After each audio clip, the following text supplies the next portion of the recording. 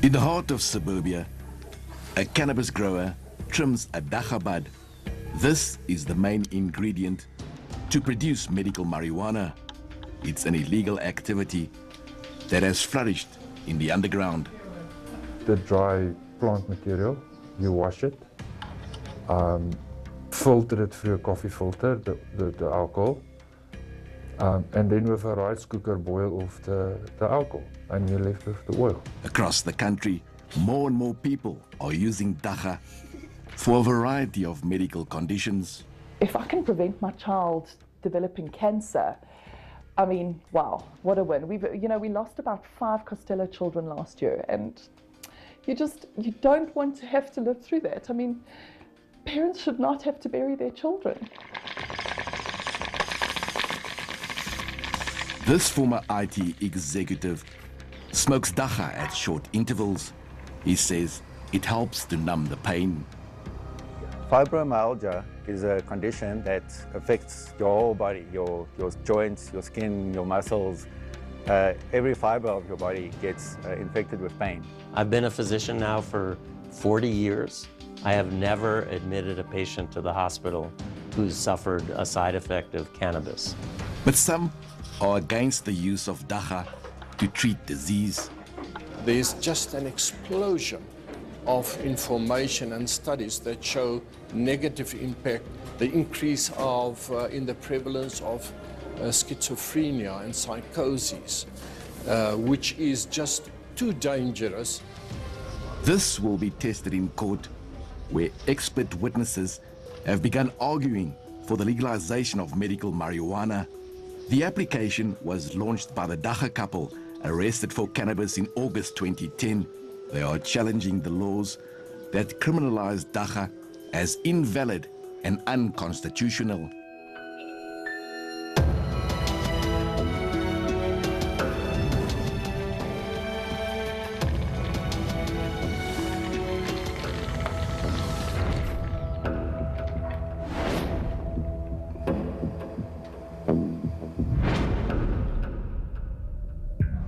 Because milk is pregnant. Oh, Don't pet her. she likes me. Oh, she does. Oh, where'd she go? I don't know.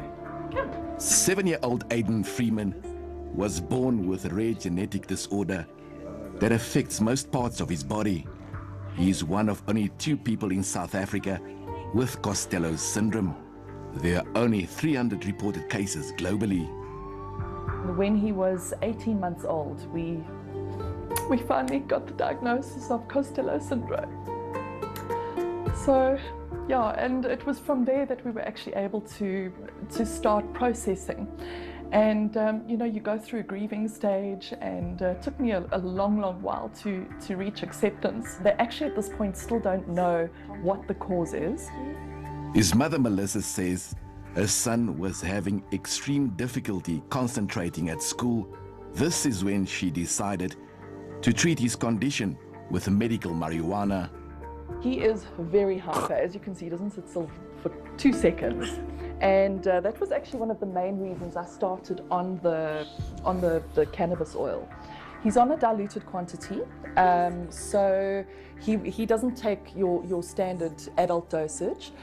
So his is diluted sort of 1 to 7, and he takes 4 drops at night. The difference in him within the space of a few weeks, all of a sudden he was able to concentrate at school better. We had a family function where, for the first time ever, he was actually playing on his own. Melissa says Aiden recently went into hospital for an operation. She says before he went into theater, she told the doctors that he was on medical marijuana, just in case there were complications. When I told his anaesthetist he's on cannabis, he said, "Fantastic, bring it." Because we needed it for pre-op, just to calm him down. And Costello kids tend to not respond typically to your chemical drugs. So something that should knock him out would take 2.5 times the normal dosage to get him to go to sleep. And so cannabis was the only thing that actually calmed him down enough so that he was relaxed before his op. Doctors for Life has joined the government to oppose the Dagga couple's application to legalize Dagga. I think this is the big confusion. The public seem to think if you speak about medical marijuana, it's certain kinds or hybrids of the whole plant. And there is actually no future in the whole plant because there's just an explosion of information and studies that show negative impact, the increase of in the prevalence of schizophrenia and psychosis, which is just too dangerous. The Dagga couple's star witness is Professor Donald Abrams, an American cancer specialist with more than 30 years' experience in the field of cannabis research for medical use. He will have to convince the court that Dagga is not harmful to humans. In this court case, my role is to reiterate that cannabis is useful as a medicine. And again, the committee that I was on in the US National Academy of Science, Engineering, and Medicine clearly outlines those areas where it has been demonstrated in the medical literature that cannabis and its components are very useful. For example, pain, nausea, vomiting, appetite, spasticity, etc. 40-year-old Abi Jurgens, a former IT executive, had to quit his high-paying job when he was diagnosed with a crippling disease which affects his muscles. He says smoking Dagga eases the pain.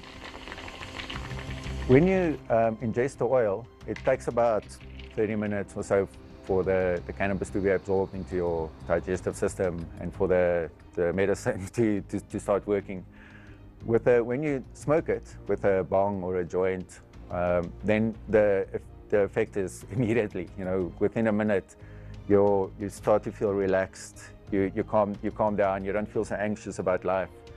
And just the pain starts to melt away. It's really a magical thing in my life.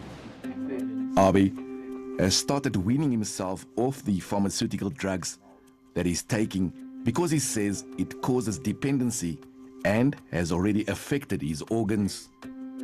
The medical treatment for fibromyalgia is pain management, basically. No one knows exactly what causes it. Firstly, they would start off with antidepressants. But the antidepressants made me, the side effects was just too much for me, you know. I felt like a zombie all the time. And then, other than that, there's Lyrica as well. That's also basically a drug to calm the brain down. Anti-inflammatories, your muscles spasm up from the disease. However, I got chronic kidney disease from too much anti-inflammatories. Cannabis is very useful for treating the symptoms related to cancer, but not necessarily for treating cancer itself. Other diseases like multiple sclerosis, patients benefit from decreased spasticity and decreased pain. And then fibromyalgia is a disease that physicians are very perplexed by and don't know what to do with it. And many people report that they benefit from cannabis.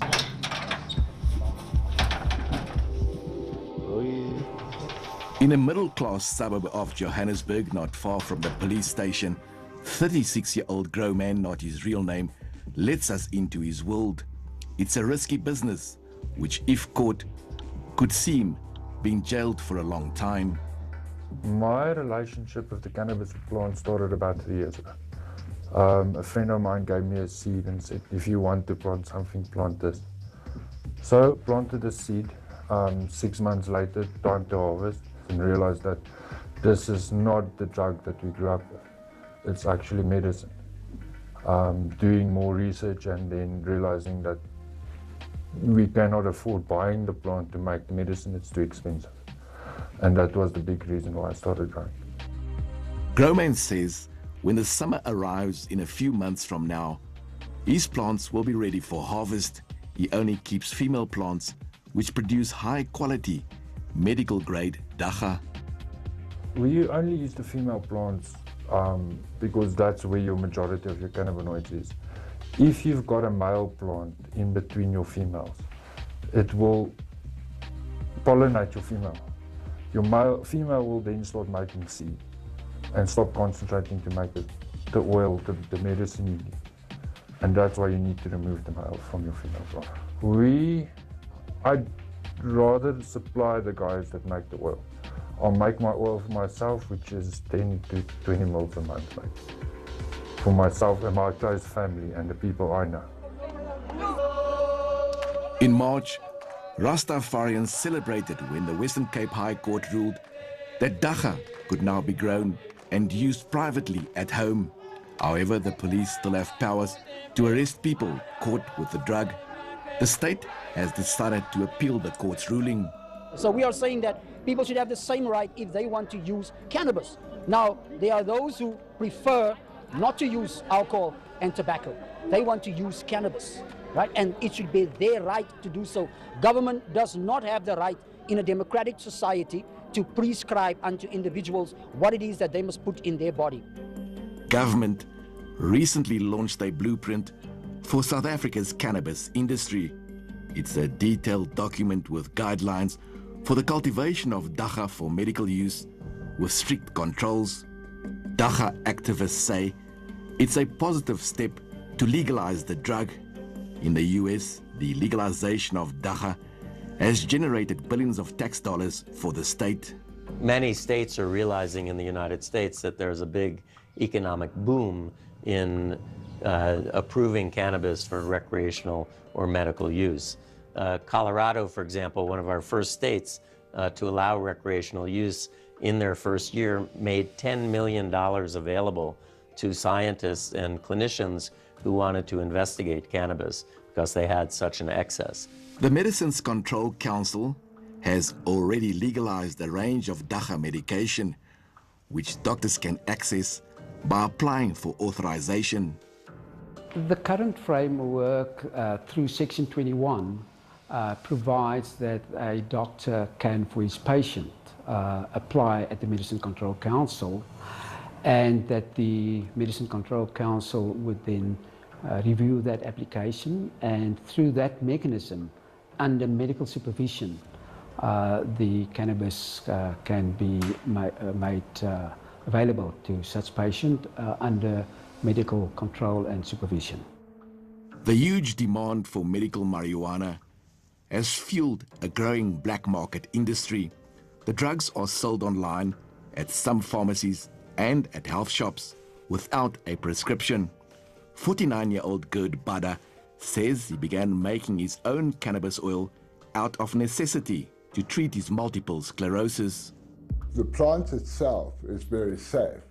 The way we're making it with all the toxic solvents, it has to be extracted with alcohols or some solvents, and those solvents shouldn't then remain in the medicine. That is the second process. Best would be if the government could give us testing facilities. There again, they could make their taxes again, and so on, and take it away take the pressure away from the small man that's got his in his back garden but wants to do the proper thing.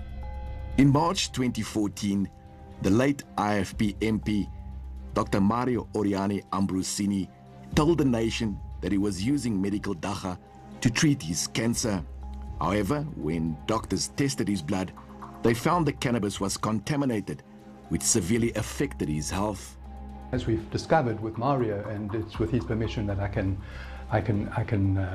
say this publicly, we tested his blood and we found there was arsenic in the blood and in the urine. Arsenic in the blood or urine is metabolized very quickly, so it will only be present if there's a continuous supply of that contamination. Mario developed serious health complications from the treatment. He immediately stopped using the tainted cannabis. He died in August 2014 when he took his own life. The cannabis I was taking was contaminated with arsenic. And myself and 200 people got it from the same source. And they ended up having arsenic poisoning because it was grown on soils, on damp mines, probably. Most of the dispensaries that I'm going to send patients to visit, I know that they do testing of the cannabis that they sell to make sure it's not contaminated with herbicides, pesticides, fertilizers, or insects, and so that they know what's in it, how much is CBD, how much is THC, etc. There's no standardization, however. Some of the states that have legalized cannabis for medical use are demanding standardization and testing of all specimens or all samples that are sold, but we don't do that in California or San Francisco. The biggest challenge is for government to legalize Dagga and to ensure it's properly regulated so that the medicine is safe for people to use. Round, around.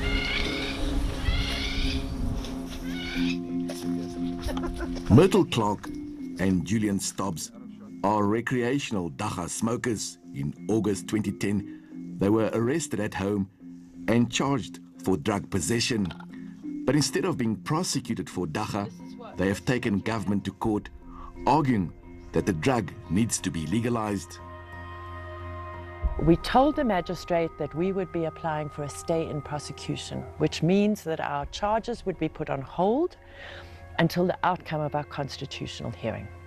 So that was granted by the Pretoria High Court in June 2011. Since then, we have been out on 1,000 rands bail each. The case has been postponed twice in the ensuing 6 years since that stay of prosecution for various reasons. The first time the state were just not ready. The second time there weren't enough court dates booked. We'd only booked 10 days and the judge said we need longer than that. Since the Western Cape High Court ruled that Dagga can now be used at home, the police have come down hard on those caught with the drug. This comes at a huge cost to the state.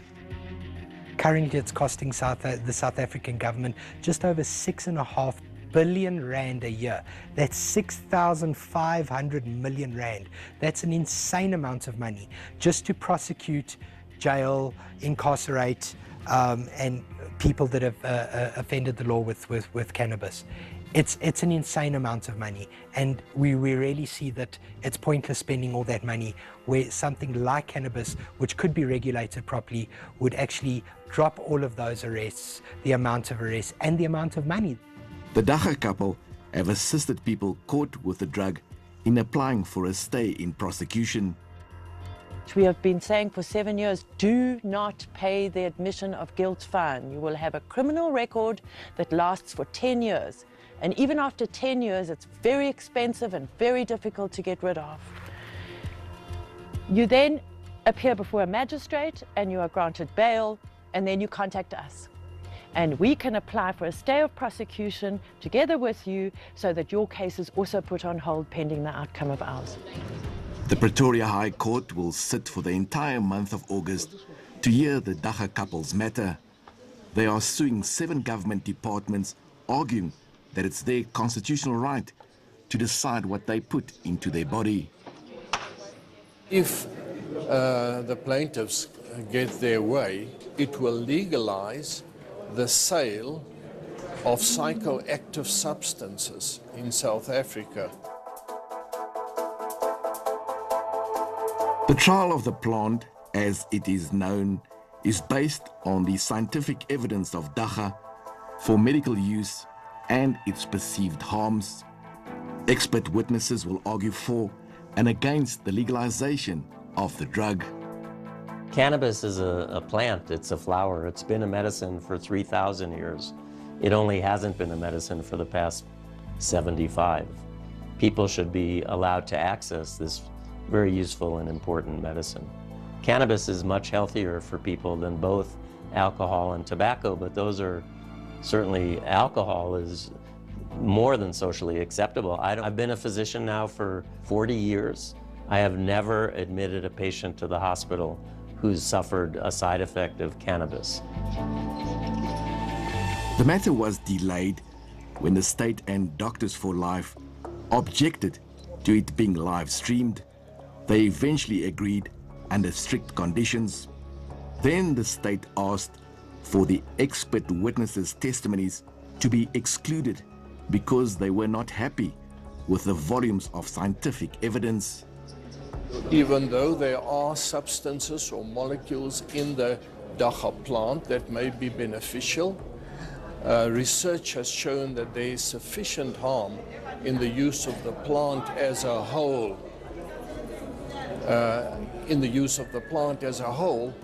to warrant very thorough and very robust investigation. The trial will also look at other aspects of the cannabis plant, from medicinal uses, recreational, industrial, cultural, and religious practices.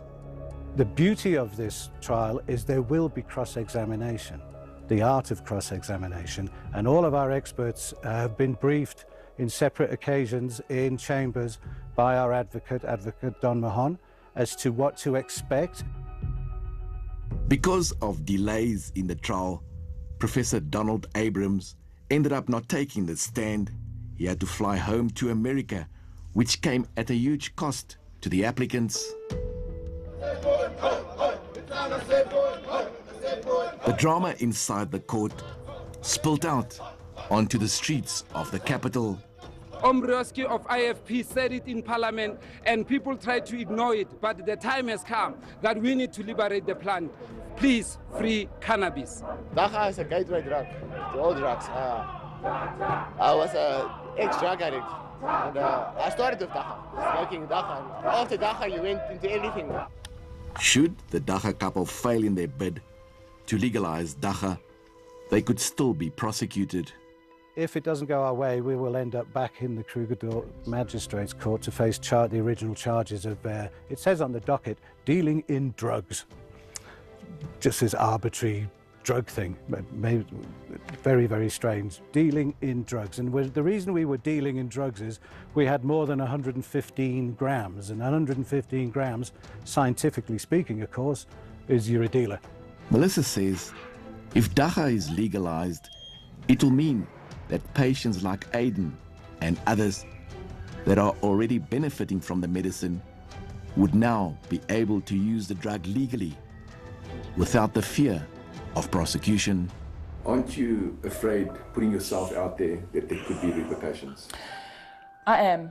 I'll be dead honest, but at the same time, I feel it's so important that people like myself, who've got positive experience, that we have to speak about it. We have to get this legalized so that everybody has the same opportunity that that Aiden does in order to prevent cancer or stop pain or improve MS symptoms, or, you know, there are just so many advantages to having it legalized.